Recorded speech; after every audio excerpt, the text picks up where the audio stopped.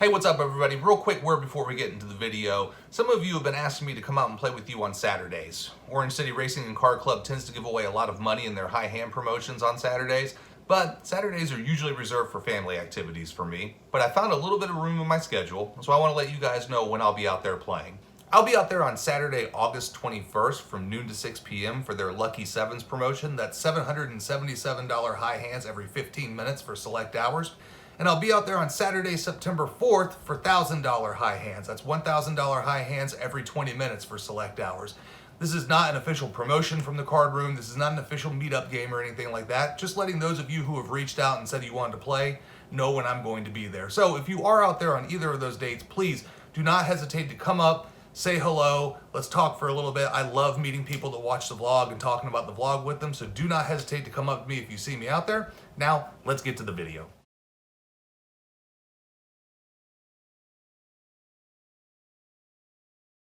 Hey, what's going on everybody? Welcome back to the vlog, episode number 16.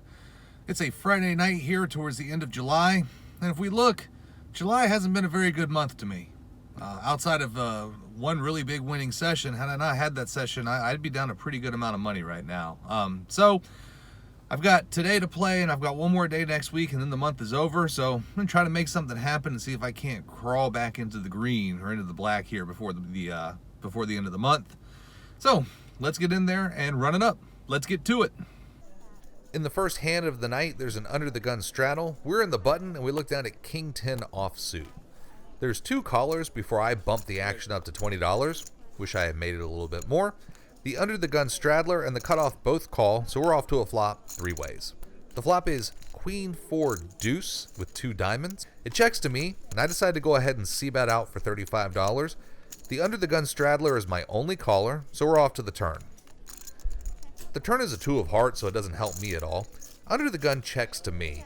I've played with this woman a lot. She gives a lot of action, but she can be pushed off hands with strong bets. So, for that reason, I jam all in for $138, looking to get her to fold anything and everything. She takes her time thinking about it. She counts it out, and then she makes the call. Uh-oh. The river is a 10 of diamonds. I tell her I spiked a 10 on the river, and somehow we're good here. She claims to have had a pair. It's a little bit embarrassing to start the day having to show a really bad bluff that I luck-boxed my way into winning, and I'll definitely have to slow down a little bit. Also, probably not good to hit your one time on the first hand of the night. In this hand, we're in +2, and we look down at pocket sixes. It folds to me, and I open the action to $12. Both the cutoff and the button make the call, so we're off to a flop. The flop is deuce 3 deuce, so not a bad flop here. It checks to the button, who leads for $15. I'm his only caller, so we're off to the turn.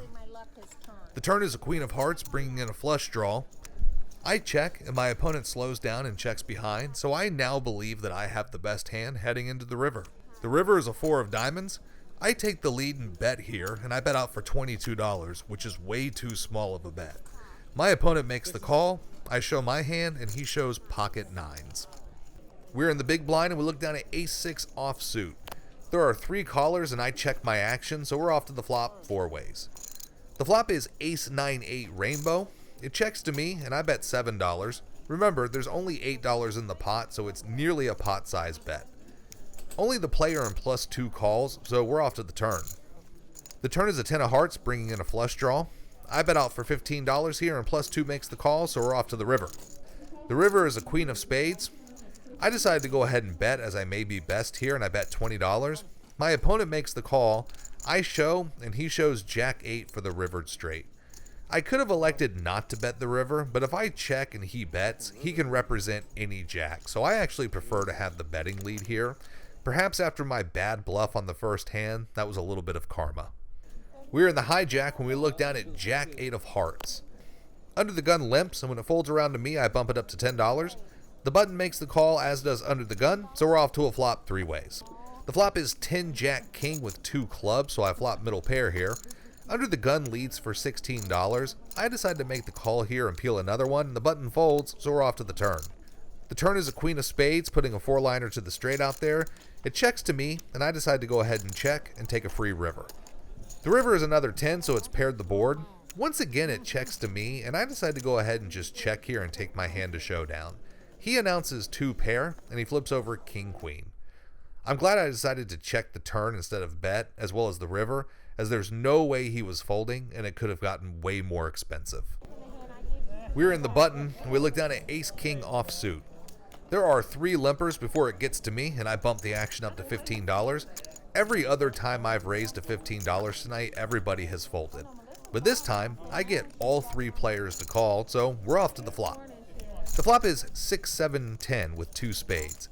It checks all the way to me, and I put out a c-bet for $30, and I'm immediately check raised by under the gun to $80.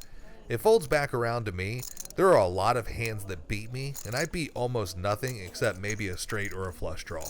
I don't have any spades, so he could in fact be drawing to the flush, but if the ace or king of spades comes on the turn of the river, I can't be sure I'll actually be any good, so I make the fold. Everyone else folds as well, and we never get to find out what this opponent had. In this next hand that I don't have footage for, there's a button straddle. We're under the gun, and we look down at jack 8 of hearts. I don't notice there's a straddle, and I accidentally act out of turn and raise to $12. I'm then informed it's not my turn to act, so I pull my bet back and wait for my turn, and then raise to $12. I kept my bet size the same because I don't want anyone to think that I was angling them in any way, even though the raise size absolutely sucks. I get 2 callers, so we're off to a flop. The flop is jack 6, 7 with 2 spades. I'm going to go ahead and bet out here for $25, and everybody folds. In what's probably one of the most frustrating hands I've played in a while, we're on the button and we look down at king 10 of diamonds. Under the gun limps and it folds all the way around to the cutoff, who raises to $15. I make the call, and under the gun calls as well, so we're off to a flop 3 ways. The flop is 7 deuce ace with 2 diamonds, so I flop the second nut flush draw. Under the gun leads for $15, and the cutoff then raises to $45. I'm not really sure what the cutoff has here, but with a flush draw, I decide to go ahead and call and peel one off. Under the gun calls as well, so we're off to the turn. The turn is a 7 of spades, pairing the board, and the cutoff jams for $105. There's a lot of money in the pot, and I'm getting a little bit better than 2 to 1 to make the call, but I didn't realize it at the time.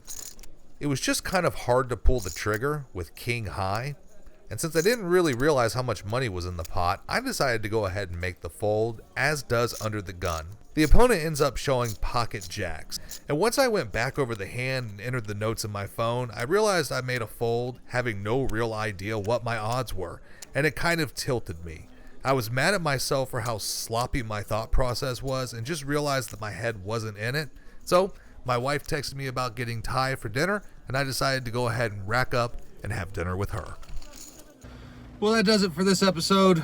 I just wasn't into it tonight. Obviously, that ridiculous first hand with my bad bluff that I ended up, lucking out on, sat me with a good stack. I thought, all right, this will be a fun night.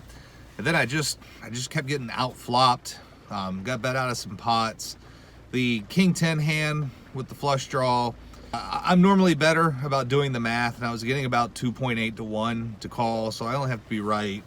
I don't know, what is that, like 1 out of every 3.5 times. That's a play that I would make that call in the past, and it's been profitable for me. And I just, once I realized the math afterwards and how much value I left on the table, it really just got in my head. There was another hand that I don't think I have footage for with pocket fives on an ace high board. The turn was a deuce of diamonds. Shouldn't really change much, and an opponent let out and bet into me, and I didn't even realize that I had a gut shot, and I ended up folding the hand. And not to say that you need to be calling off $15 and $20 on a gut, with a gut shot on an ace high board, but once again, just I realized I didn't do the math. My head wasn't in it, and so I just decided, you know what? I got a text from my wife about getting some Thai food, and I said I'm gonna go eat Thai food with my wife instead. So in the game for 240. Out for 193. Just kind of a dud. I think July just really isn't my month, and so I'll get one more session in before the end of the month and then see what August brings me. So if you like the content, drop a like and subscribe. It'll help the channel grow, and we'll see you next time. If you enjoyed this video, please make sure to drop a like and subscribe to the channel for more poker content, and you can follow me on Instagram at 7cardflushpoker.